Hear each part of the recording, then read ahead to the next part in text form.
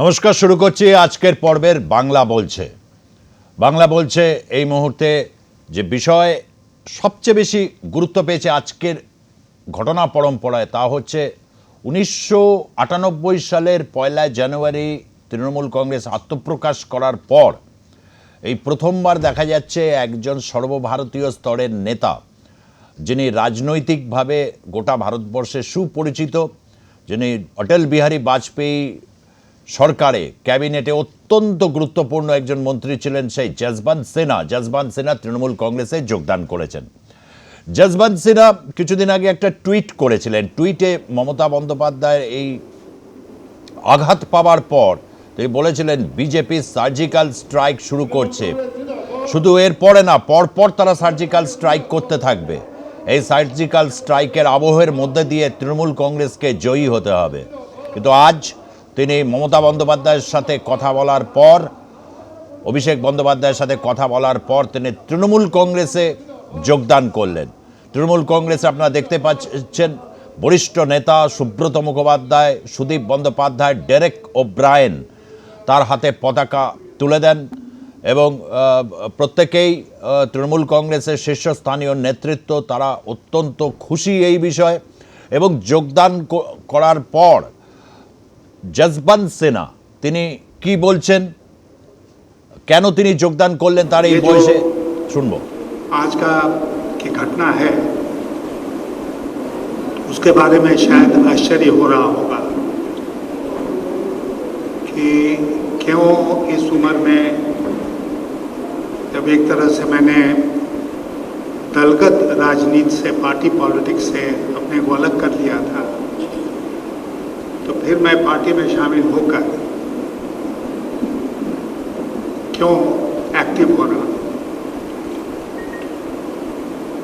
तो मैं आपसे कहना चाहूँगा कि देश जो है वो एक बहुत अद्भुत परिस्थिति से आज के दिन गुजर रहा है।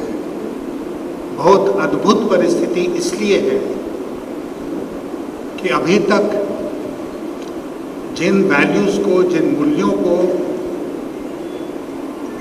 हम बहुत महत्व देते थे और ये सोच के चलते थे कि इस पर सब कोई अमल करेगा ही हमारे प्रजातंत्र में, आज वो मूल्य खतरे में है और उनका अनुपालन नहीं हो रहा है। हम सब परिचित हैं इस बात से कि प्रजातंत्र की ताकत प्रजातंत्र की संस्थाएं होती हैं। The strength of democracy lies in the strength of the institutions of democracy. आज लगभग हर इंस्टीट्यूशन, जो संस्था है प्रजातंत्र की, वो कमज़ोर हो गई है और मैं बहुत अफसोस के साथ इस बात को कह रहा हूँ कि उसमें देश की जो न्यायपालिका है, जुडिशरी है, वो भी शामिल होती है। इसलिए सरकार के मनमानेपन के ऊपर अंकुश लगाने वाला कोई बचा ही नहीं। आपके मन में ये प्रश्न आ रहा होगा कि मैं तो अटल जी की सरकार में मंत्री था, तो मैंने उस पार्टी को क्यों छोड़ा। तो मैं आपसे कहना चाहता हूँ कि अटल जी के समय की पार्टी और आज की पार्टी में आसमान जमीन का अंतर है। अटल जी कंसेंसस में विश्वास करते हैं, आज की सरकार क्रश करने में विश्वास करती है। अटल जी लोगों को कॉप्ट करते थे, आज की सरकार लोगों को कॉन्कर करना चाहती है, उनको पर जीत हासिल करना चाहती है।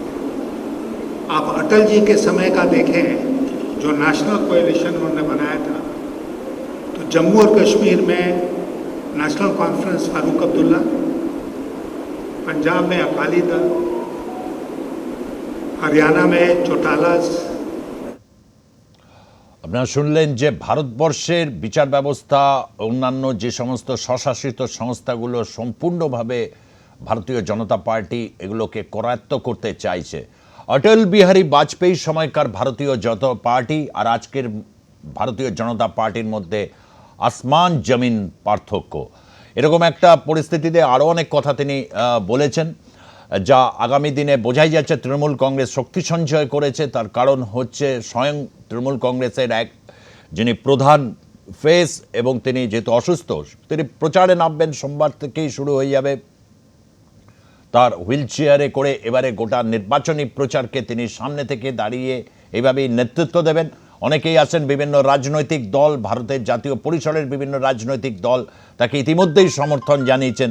এরকম একটা পরিস্থিতির মধ্যে দিয়ে যখন যাচ্ছে, ঠিক তেমনভাবে একদিকে যেমন যশবন্ত সিনহার ঘটনা, অন্যদিকে আরও একটি ঘটনা, সেটি হচ্ছে এখনো পর্যন্ত কোট আনকোট যিনি শিশির অধিকারী তৃণমূল কংগ্রেসের সাংসদ, তার বাড়িতে গেলেন বিজেপি সাংসদ লকেট চট্টোপাধ্যায়। তার কারণ সেখানে নন্দীগ্রামে সামনে নরেন্দ্র মোদীর জনসভা রয়েছে, তার জনসভার প্রাককালে সমস্ত কিছু দেখভাল করার ফাঁকে দেখে এলেন হচ্ছে শিশির অধিকারীকে। রাজনৈতিক জল্পনা তুঙ্গে।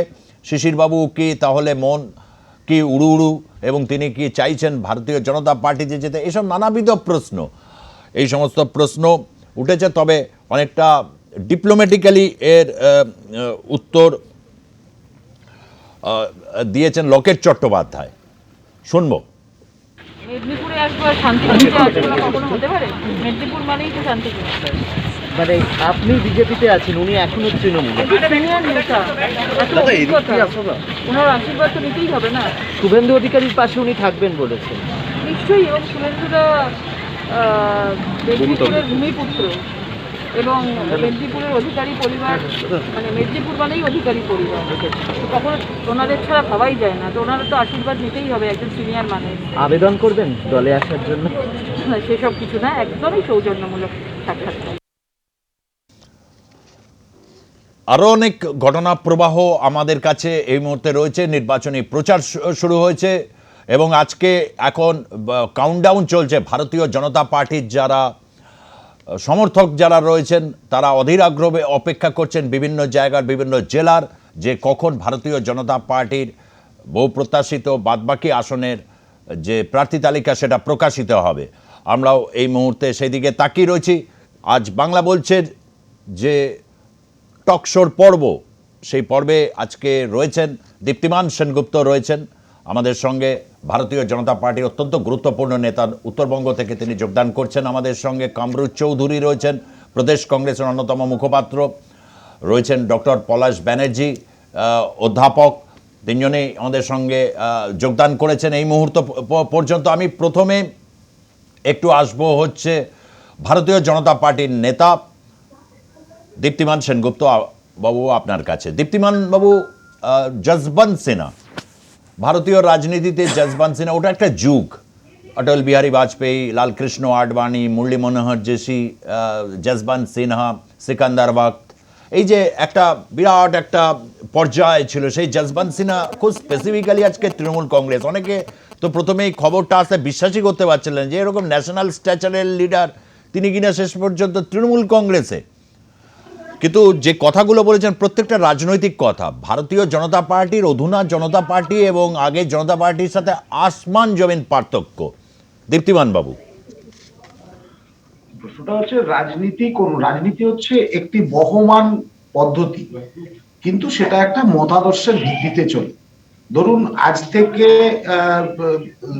1.5 দশক 2 দশক আগে এই কমিউনিস্টরা এক সময় বলতো কম্পিউটার খুব একটা ভালো জিনিস নয়, লোকের কাজ চলে যাবে। পরবর্তীকালে তারা কম্পিউটারের উপর অনেক বেশি নির্ভরশীল হয়েছে। তো একটা বহমান পদ্ধতিতে কখনো তারা গ্রহণ করছে, কখনো মানে বর্জন করছে, এটা মতাদর্শের ব্যাপার। সুতরাং ভারতীয় জনতা পার্টি মতাদর্শ সেদিনও যা ছিল আজকেও মতাদর্শগতভাবে তাই আছে। কিন্তু যশবন্ত সিনহার যেটা হয়েছে সেটা হচ্ছে ওনার মতাদর্শগতভাবে চ্যুতি হয়েছে। এবার এটা হওয়াটা স্বাভাবিক, কারণ উনি আদ্যান্ত রাজনৈতিক ব্যক্তিত্ব ছিলেন না। উনি একজন ভালো আইএএস অফিসার ছিলেন, সেটা নিয়ে কোনো নেই। উনি রাঁচি থেকে জিততেন, তারপরে হাজারিবাগ কেন্দ্র থেকে কন্টেস্ট করেছেন। বাঙালি অধ্যুষিত এলাকা উনি যথেষ্ট ভোট ইত্যাদি পেয়েছেন, সেগুলো আমি আসছি না। যশবন্ত সিনহার যদি রাজনৈতিক কেরিয়ার আমি দেখি, তাহলে পরে কিন্তু সেভাবে অটল বিহারী বাজপেয়ী, নরেন্দ্র মোদী কিংবা যারা আছে, এরা যারা এসছে রাজনীতিতে, তারা যেভাবে ধরুন দীর্ঘদিন স্বয়ংসেবক হিসাবে কাজ করেছেন, যশবন্ত সিনহার সে রেকর্ডও নেই। ফলে তিনি কি বললেন, তিনি কি ভাবলেন, সেটা নিয়ে ভারতীয় জনতা পার্টির কোনো সমস্যা হবে, সমস্যা যাদের হবে সেটা হচ্ছে এই তৃণমূল কংগ্রেস এবং কংগ্রেসে। কারণ যশবন্ত সিনহা যে সময় যোগদানটা করেছিলেন, সে সময় কংগ্রেস বিরোধিতার মধ্য দিয়ে আজকে সেই কংগ্রেস সিপিএম এক হয়েছে। সেখানে দেখা যাচ্ছে অশোক ভট্টাচার্যকে বার করার জন্য কলকাতা থেকে ওই বাইরের প্রার্থী এনে দাঁড় করাচ্ছে, পরিযায়ী প্রার্থী এনে দাঁড় করাচ্ছে, আবার নন্দীগ্রামেও সেই একই ঘটনা ঘটছে। এটা সুতরাং নীতিচ্যুত উনি হয়েছেন, আমরা হইনি, সুতরাং আমাদের সেক্ষেত্রে কিছু বলার থাকে। উনি ওনার মতো করেছেন, কি আছে তাতে অসুবিধা কি? কামরু চৌধুরী, মণিশঙ্কর আয়ারকে একসময় খুব দেখা যায় মানে যাচ্ছিল হচ্ছে মমতা বন্দ্যোপাধ্যায়ের সঙ্গে। এই যে ট্রেন্ড বা আনন্দ শর্মা কিছুদিন আগে যেভাবে আর কি অধীর রঞ্জন চৌধুরীর বিরুদ্ধে মানে মানে অধীর রঞ্জন বাবু যেভাবে রিয়্যাক্ট করলেন আনন্দ শর্মা, এটা কিন্তু একটা পরিস্থিতি রাজ্যের বিষয় রাজ্যের হাতেই থাকে। তার কারণ হচ্ছে সর্বভারতীয় দলগুলোর রাজ্য নেতৃত্ব তাদের মতো করে চিন্তাভাবনা করার একটা রয়েছে। কংগ্রেসের ক্ষেত্রেও সেটা আমরা বিগত নির্বাচনগুলোতেও তাই দেখেছি। কিন্তু একটা এই মুহূর্তে একটা বড় প্রশ্ন উঠে আসছে সর্বভারতীয় স্তরে, যেখানে যেখানে জোর, ধরুন শিবসেনা সমর্থন দিয়েছে, তারপর ঝাড়খণ্ড মুক্তি মোর্চা সমর্থন দিয়েছে হচ্ছে তৃণমূল কংগ্রেসকে। এটা একটা নতুন একটা ট্রেন্ড। এই ট্রেন্ডের মধ্যে দাঁড়িয়ে আজকে একটা উল্লেখযোগ্য ঘটনা হলো যশবন্ত সিনহা তিনি তৃণমূল কংগ্রেসে যোগদান করলেন। আপনাদের কি এতে প্রতিক্রিয়া কি? যশবন্ত সিনহা জয়েন করেছেন, দেখুন এখানে 2-3টা পয়েন্ট যেটা আজকে উঠে এসছে। সুজিতদা, আপনাকে মনে করতে হবে দীনেশ ত্রিবেদী, কারণ আমি যশবন্ত সিনহার সঙ্গে দীনেশ ত্রিবেদীকে আনছি। তার কারণ হচ্ছে দীনেশ ত্রিবেদী একজন হচ্ছেন কি বলে দিল্লিতে তৃণমূল কংগ্রেসের এক লবিবাজির এক লিডারশিপ উনি দিতেন তৃণমূল কংগ্রেসকে। তার অনেক কারণ আছে। দীনেশ ত্রিবেদী দিল্লিতে সাংসদ হয়েছেন তৃণমূল কংগ্রেস হয়ে, ওখানে কিন্তু ওনার গ্রাসরুট লেভেলে ওনার কোনো কানেক্ট ছিল না। তো বেসিক্যালি ওনার কাজ কী ছিল দিল্লিতে? বিভিন্ন রকমের তৃণমূল কংগ্রেসের লবিবাজি করা, কিছু কর্পোরেটসদের কাছ থেকে কিছু ফান্ডস কালেকশন করা পার্টির জন্য, এইসব কাজগুলো ছিল। প্রসঙ্গে যশবন্ত সিনহা যে আজকে তৃণমূল কংগ্রেসে জয়েন করলেন, তার দীনেশ ত্রিবেদী যেহেতু খালি হয়ে গেছে সিটটা, আজকে যশবন্ত সিনহা তৃণমূল কংগ্রেসে আসার মেইন উদ্দেশ্যটা এটাই। একটা কারণ আমরা ধরে উঠতে পারছি যে এটা হয়তো ওনাকে এমপি করা হবে, রাজ্যসভার এমপি বেঙ্গল থেকে করা হবে। সেকেন্ড হচ্ছে, যেহেতু যশবন্ত সিনহা কোনো ছোটো একটা লিডার নয়, এক জমানার একটা ভালো লিডার, বাজপেয়ীর সঙ্গে উনি ক্যাবিনেট করেছেন, মমতা ব্যানার্জির সঙ্গেও ক্যাবিনেট করেছেন, এবং এই যে লবির পজিশনটা খালি হয়ে গেছে দিল্লিতে, সেই লবির পজিশনটা যশবন্ত সিনহা ওই জায়গাটায় মানে ফুলফিল করবেন।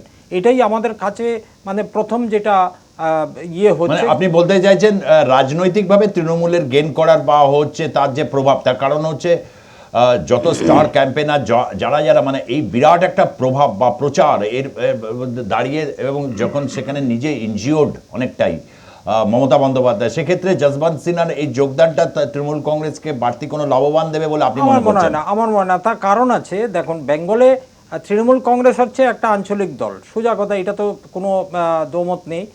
দ্বিতীয় কথা হচ্ছে যশবন্ত সিনহা একজন যে স্তরের লিডার উনি ছিলেন যেই সময়টা বাজপেয়ীর সময়, আর বিজেপির তো এটা একটা মানে কি বলবো একটা হ্যাবিট। কারণ আজকে বিজেপি যেভাবে ডেসপারেট হয়ে রয়েছে, সেটা আপনার লোকেশ চ্যাটার্জির ইয়েতে আপনি প্রতিবেদনে দেখিয়েছেন যে নন্দীগ্রাম মানেই হচ্ছে অধিকারী পরিবার, তার মানে ওরা ব্যক্তিত্ব একটা পরিবারতন্ত্রতে এই মুহূর্তে রয়েছে। বিজেপি যে দলটা রয়েছে বেঙ্গলে, যাকে পাচ্ছে তাকে নিয়ে কোনো অবস্থাতে সরকারকে দখল করো, তারপরে এই সব যে মুকুল রয়, শুভেন্দু অধিকারী, সব্যসাচী, এদেরকে যশবন্ত সিনহার মতন বের করে দেওয়া যাবে, কোনো অসুবিধা নেই। বিজেপি এই দলটাই বিশ্বাস করে, কারণ ওদের হচ্ছে মেইন উদ্দেশ্যটা হচ্ছে আরএসএস যারা করেছে তাদেরই আমাদের দলে প্রাথমিকতা আছে, আর বাকি সব ল্যাম্পপোস্ট। তোমাদেরকে ইউজ করব আমরা, ইউজ অ্যান্ড থ্রো হিসাবে তোমাদেরকে আমরা ইউজ করব। বলছে যে যারা আরএসএস ব্যাকগ্রাউন্ড থেকে ভারতীয় জনতা পার্টি আছে, তাদের গুরুত্ব আছে, তাদের পোস্ট আছে, বাকিরা ল্যাম্প পোস্ট। এটা একটা নতুন ব্যাখ্যা শুনলাম। আমি ডক্টর পলাশ ব্যানার্জির কাছে আসবো। অধ্যাপক, এইরকম একটা জেনে একজন অর্থমন্ত্রী ছিলেন, দেশের যা পরিস্থিতি এবং হচ্ছে বিশেষভাবে নির্বাচন কমিশনকেও পর্যন্ত আজকে তিনি নিশানায় এনেছেন যে ভারতীয় জনতা পার্টির অঙ্গুলি নির্দেশে ইশারায় কাজ করছে। পলাশবাবু, দেখুন, আপনি যেটা দিয়ে শুরু করলেন যে ভারতবর্ষের বিভিন্ন প্রান্তের যে সকল দলে আছেন তার এবং বিভিন্ন রাজ্যে তারা হয়তো ক্ষমতায় আছেন বা তারা ক্ষমতাসীন বিরোধী দলে আছেন, সেই ব্যক্তিরা সকলে মমতা বন্দ্যোপাধ্যায়কে তাদের সমর্থন জানিয়েছেন।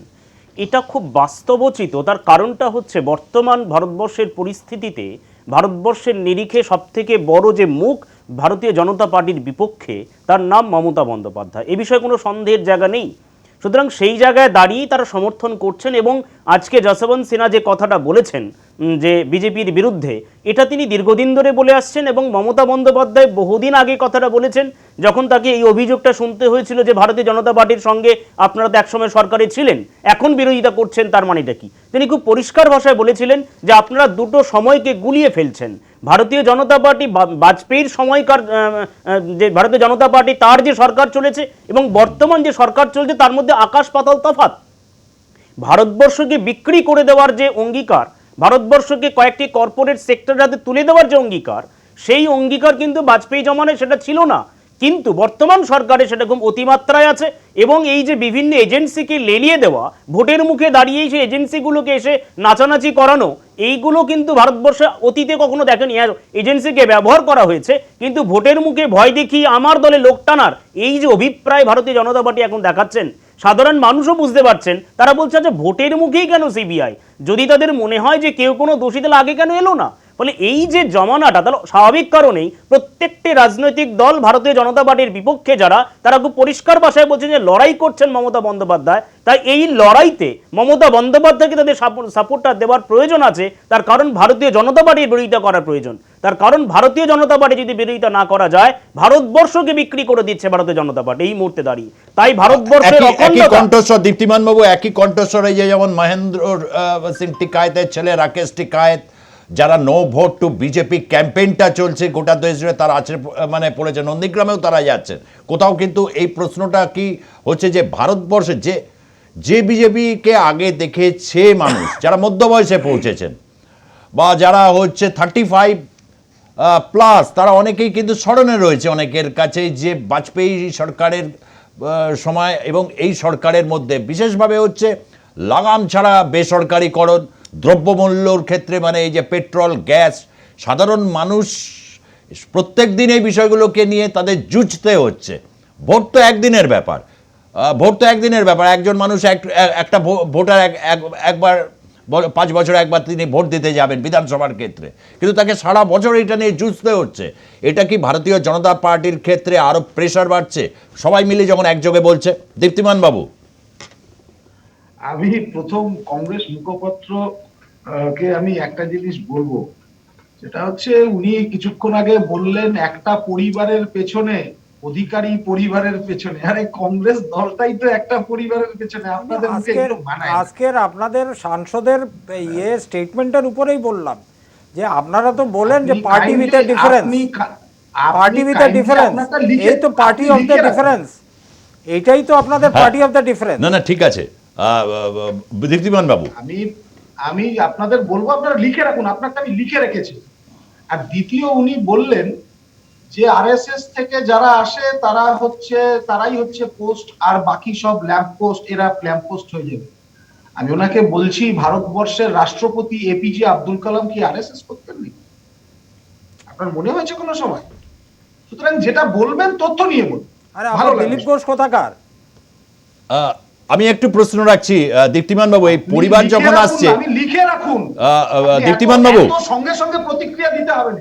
একদমই তাই, আমিও এটা বলতে চাই, সঙ্গে সঙ্গে প্রতিক্রিয়া দেবেন না, তার কারণ হচ্ছে প্রতিক্রিয়াটাকে ধরে রাখুন। দীপ্তিমান বাবু, পরিবারের কথা যখন আসলো, একটা হচ্ছে অনেক আজকাল এই কথাটা প্রায়শই উঠছে, বাংলার মানুষ অনেক প্রান্ত থেকেই বেশ কয়েকজন মানুষ বলছে, যেরকম হচ্ছে গান্ধী নেহেরু পরিবার কংগ্রেস, আর ঠিক তেমনিভাবে হচ্ছে সংঘ পরিবার, এই দুই পরিবারের মধ্যে একটা টানাপোড়েন। গোটা দেশটা তো 130 কোটি মানুষের। বিষয়টা হচ্ছে একটা হচ্ছে বায়োলজিক্যাল ফ্যামিলি, আরেকটা হচ্ছে স্পিরিচুয়াল ফ্যামিলি। দুটোর মধ্যে পার্থক্য বুঝতে হবে। ওকে, পরিবার তো সবই, হ্যাঁ, হ্যাঁ। গাড়ি তো সবই। একটা বায়োলজিক্যাল ফ্যামিলি, আরেকটা হচ্ছে আইডিওলজিক্যাল ফ্যামিলি। তো আইডিওলজিক্যাল ফ্যামিলিতে ভারতবর্ষের সমস্ত মানুষ আমার পরিবারের অংশ, আর বায়োলজিক্যাল ফ্যামিলিতে হচ্ছে মা ছেলে, ছেলে মা, অথবা পিসি ভাইপো। এটা হচ্ছে biological. This is the difference between other party and BJP. This is the party with the difference. এটাকে পরিষ্কারভাবে বুঝতে হবে। ওকে, পলাশ, আজকে যারা বলছেন কুইক। না দ্রব্যমূল্য দীপ্তিমান দা, বৃদ্ধি, এক দীপ্তিমান মিনিট, দা, এক মিনিট, দীপ্তিমান আমি দা, বলে নিচ্ছি, আসছি। এক মিনিট, আপনি ডিস্টার্ব করেছেন এইটুকু শুনুন। আচ্ছা, ঠিক আছে, ঠিক আছে, বলে নিন। আজকে যারা দ্রব্যমূল্য বৃদ্ধি নিয়ে চিৎকার করছেন, যারা এখানে সমস্ত কিছু নিয়ে বলছেন, তাদের সেটিং এর লেভেলটা দেখুন। ওম প্রকাশ মিশ্রকে পাঠালো শিলিগুড়িতে, আর নন্দীগ্রামে কে দাঁড়িয়েছে? এটা হচ্ছে আন্ডার ওয়াটার সেটিং। যারা বলতো সেকুলার, তাদের কাছে আব্বাস সিদ্দিকী হয়ে গেল সেকুলার। তো অ্যাকচুয়ালি এইসব রাজনৈতিক দল তারা তাদের মতাদর্শগত জায়গা থেকে সরে গেছে। কংগ্রেস শ্রেণী শত্রু ছিল, এখন শ্রেণী বন্ধু। বেশ, হ্যাঁ, ভাই, এই ভাই, সময়ের পরিবর্তনে এক মিনিট লাস্ট, আমি একটা সেকেন্ড সময় নেব। সেটা হচ্ছে সবাই কথা বলছে সব জিনিস নিয়ে, বিদ্যুতের বিল নিয়ে কিন্তু বিরোধী শক্তি কোনো কথা বলছে না। এটাই হচ্ছে সবচেয়ে ইন্টারেস্টিং। বিরতির হ্যাঁ, সময় এটুকুই হয়েছে। বলার। বিরতির সময় পর আমরা যেটা ফিরে এসে দেখব যে অনেক আজকে একটা খুব ইন্টারেস্টিং, যেটা যখন হচ্ছে ফার্স্ট ওয়েবটা এলো, মানে তৃণমূল কংগ্রেস প্রথম প্রার্থী তালিকা প্রকাশ করার পর সবাই হচ্ছিল যে স্বাভাবিক ছিল সবার কাছে যে ব্যাপক গোষ্ঠীদ্বন্দ্ব, এ ওখান থেকে যাচ্ছে, কেউ দৌড়ে গেলেন আইএসএফ এর দপ্তরে, কেউ দৌড়ে যাচ্ছেন হচ্ছে বিজেপির দপ্তরে। কিন্তু ফার্স্ট ওয়েবটা কেটে যাওয়ার পর এখন কিন্তু কোন জায়গায় কি পরিস্থিতি, ভাঙড়ের ছবিটা দেখাবো। আরও একটা বিষয় রয়েছে, কিন্তু ভারতীয় জনতা পার্টি প্রার্থী তালিকা কখন প্রকাশিত হবে, মানে কোথাও কি মানে রয়েছে, এরপর কি হচ্ছে সেকেন্ড ওয়েভটা আমরা দেখব, যেখানে অন্য ধরনের বিক্ষোভ। তার কারণ ইতিমধ্যেই আজকে এরকম হয়েছে, ঝাড়গ্রাম অঞ্চলে প্রচুর ভারতীয় জনতা পার্টি তৃণমূল কংগ্রেস থেকে বেরিয়ে এসে যোগদান করেছেন আবার শিবসেনায়। কোথাও কিন্তু একটা স্পেস অ্যাকোমোডেশনের প্রবলেম তৈরি হয়েছে। যাই হোক, ফিরছি বিরতির পর, সঙ্গে থাকুন।